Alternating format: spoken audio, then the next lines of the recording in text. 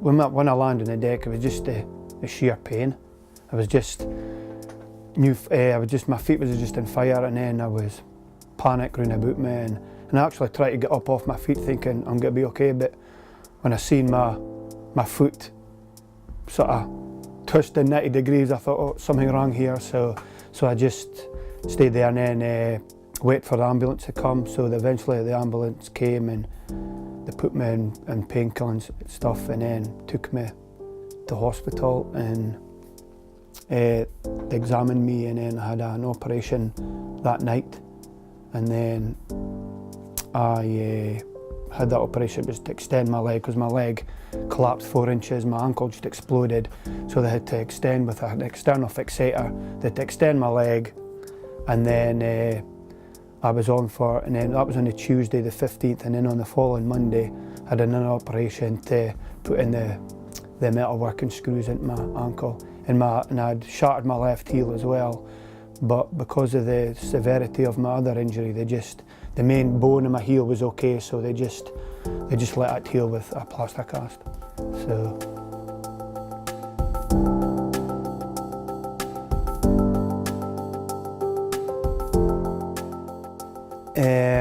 that night it was I got into hospital, it must have been about 6 o'clock, and then she seen me probably about 7 o'clock, so I'd phoned her.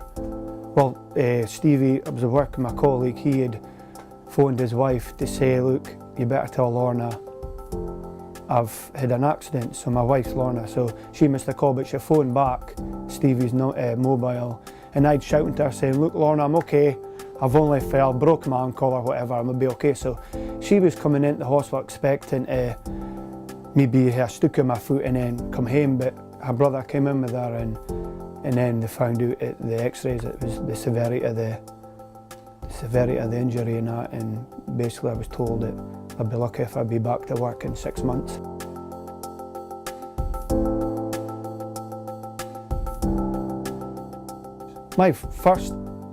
My first instinct was how we get survive. Again, financially it is, again, I've never been off work in my life basically, and then it was a case of how the heck we're going to cope. But Lorna kept saying, oh, well, just get yourself better first and we'll worry about that. And so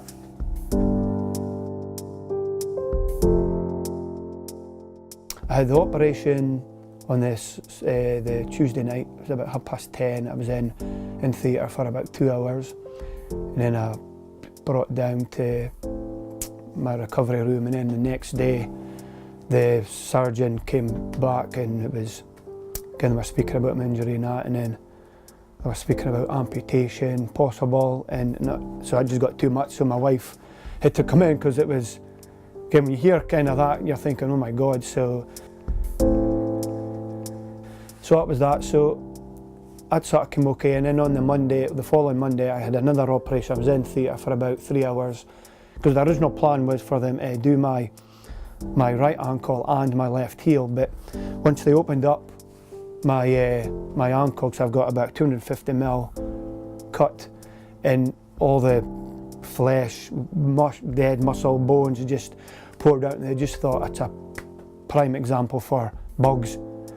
So they went against operating on my heel on my left side, because if I'm going to struggle with the healing, they said, oh, they didn't want to open that one up. So I was in, so I had that operation, and then I was in hospital for 15 nights. So I got home in a wheelchair, and so I managed to do that. And then so I was in and out hospital every week. You got the local ambulance kind of takes you, so they took me in and out. I think it was every Tuesday for my appointments, and then eventually my wound wasn't healing. They kept having a few bits seeping, weeping. So eventually, this was on April the 8th. They took me in again, and they said, look, that's no healing. We're gonna have to take you in for a clean out operation, which could be a couple of days in hospital. So because it was my daughter's birthday that day, they let me go home and say a part, and then I went back in the next day. It was the Wednesday, and I ended up being, I had MRSA in my wound, and I was in for 16 nights, and I had 4 clean-out operations, and I had to, because my wound was open now, it wouldn't heal, so I had to take a skin graft on the top of my thigh to skin from there to cover the wound that was in my right ankle. So, and that was hard work, and then because I was on so much antibiotics, I got a PICC line fitted into my arm, so the drugs would go straight to my vein.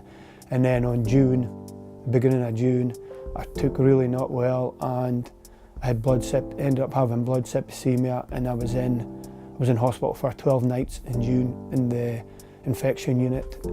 So, and that was because of the bug jumped onto the hole in my PICC line, and then it got through my blood, and I was in severely sickness and diarrhoea for 9 nights, and I'd lost 3 stone. It was just wiped. That's when I was rushed in by ambulance. That's when I thought, oh, something severely wrong here. Couldn't breathe or anything. I thought, was I gone? And then, because my daughter and she was just 5 at the time, they witnessed me being in that position, and it wasn't very nice, like, so.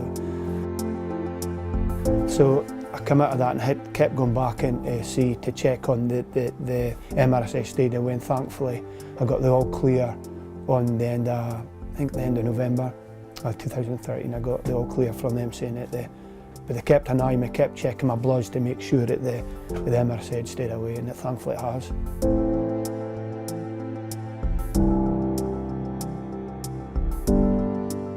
I was in crutches for a whole year, and I was in a wheelchair for 4 months, and because we didn't have a bathroom downstairs in our house, because I was plastering both legs, we had to take a single bed down in my living room, and I had to use a commode. That was basically me got through, and every time I did a toilet, my wife she nursed me back to health, because I couldn't do anything really. So, and that was up until probably April, May time, that I started to crawl up the stairs and get into my own bed and start sort of crawling in and out of the shower, or to get a proper, because I've just been washing the kitchen, which I couldn't go up the stairs. So that was really difficult at the time, the stress of having 2 young kids and me nae earning, and the wife doing all that. It wasn't a good, like, so. They kept saying, oh, how was your mind frame, and it was always good, because you didn't get time to feel sorry for yourself, because kids was there, and so no, I was mentally, okay. I was times you're thinking, how the hell are we going to get through this and that, but you think you were getting on so well, and then every time I was getting on well, I was getting back in the hospital, and then you were recovering and you were back. So so 6 weeks I had in hospital in 2013. Wasn't it? No, it wasn't fine.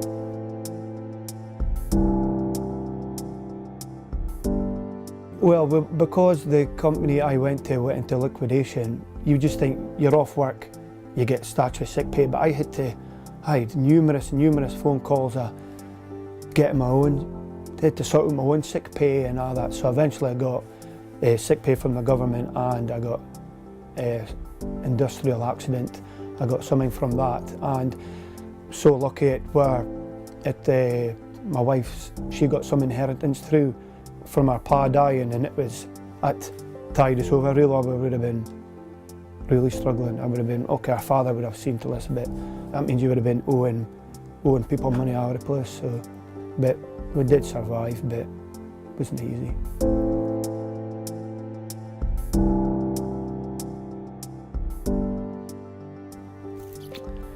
I missed about Judean, getting anything to think about.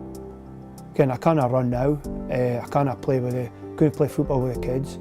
I was in middle of 2013, was up at the Caravan in Nairn, and I could just stand there and throw the ball, and I was speaking to my son, he was 9 at the time, and he just says, I wish I had my old dad back. Ken, you kind of put nothing on that, Ken, so that wasn't nice. But you miss the general, Ken, they hate to think about doing something, you just did it. But whereas going upstairs or up, like I go up ladders, platforms, just the general, the garden takes longer to do, the cutting the grass, it's all, again, being on your feet for a certain amount of time, have to sit down after a while, and you're missing your normal life.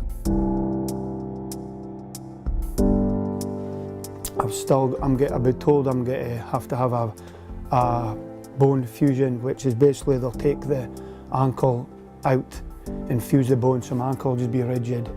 And then there's a chance fusions doesn't always work, so there is still a chance that I might have an amputation below the knee, which is slim. It's a 25% chance, but it just depends how I react to the fusion. So it's still, I'm quite good to now. I'm still on my feet, walking with a limp and uncomfortable pain, but I can still walk and do things, but it's later life if that happens, you never know what's going to happen in the future. So I'm going to need another operation. I said I'll probably be in a cast for 8 weeks, off work for 6 months. So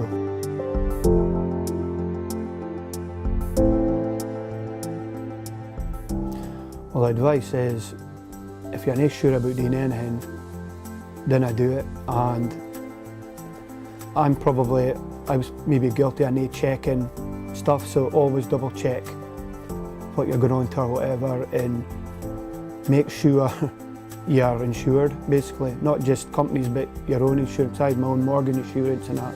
Make sure all that is up to date, because you never know when you're going to need it. You always think, oh, accidents, they'll never happen to me, and it's a split second, and then your life's changed forever.